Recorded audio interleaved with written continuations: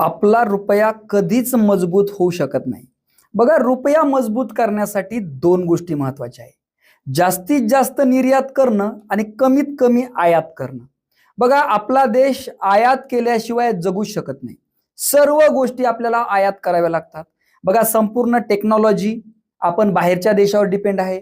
Even WhatsApp, Facebook, Instagram आपले सर्व business यावरती शिफ्ट झालेले आहे. ते तर आपण बंद करू शकत नाही.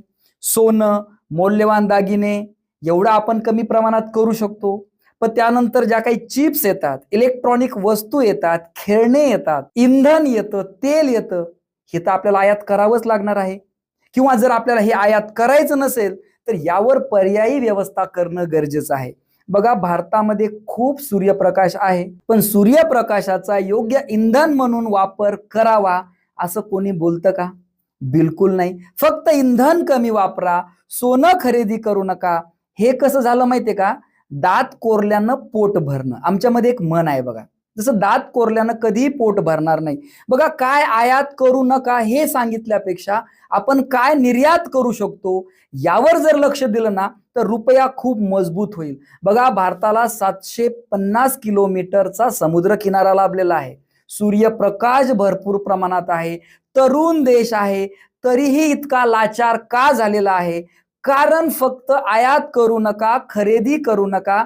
जसं एखादा पालक असतो, एखादा घरातला कर्ता व्यक्ती असतो, त्याने जर सांगितलं की खर्च कमी करा, आपण श्रीमंत होणार आहे, असं बिलकुल होणार नाही. खर्च कमी केल्यापेक्षा उत्पन्न कसं वाढेल, आजचा तरुण मुलं कसे उभे होतील यांच्यावरती लक्ष देण्याची खरंच गरज आहे. कोणते व्यवसाय आपण सुरू करू शकतो, कोणते उद्योग आपण तयार करू शकतो, तरच आपण जास्तीत जास्त मोठ्या प्रमाणात निर्यात करू शकतो. मला तरी वाटतं निर्यातीवर जर जास्त आपण फोकस केला, इव्हन आपल्या वस्तू जरी आपण स्वतः बनवल्या किंवा बनवण्यासाठी प्रोत्साहन जर दिलं तर नक्कीच आपण पुढे जाऊ. अरे, इथे उद्योग करण्याच्या गोष्टी करतात, पण उद्योग करणाऱ्याला लाईट व्यवस्थित भेटत नाही, त्याला रस्ता व्यवस्थित भेटत नाही, त्याला एवढे डॉक्युमेंट्स करायला लावतात, इलिगल पत्रकार, त्याला त्याचा धंदा बंद कसा पडेल यावर फोकस करतात.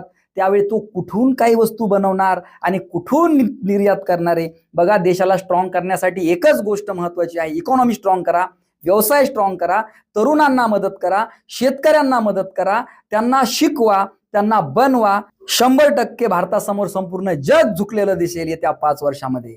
तुमच्या प्रतिक्रिया कमेंटमध्ये सांगा. जय हिंद, जय महाराष्ट्र.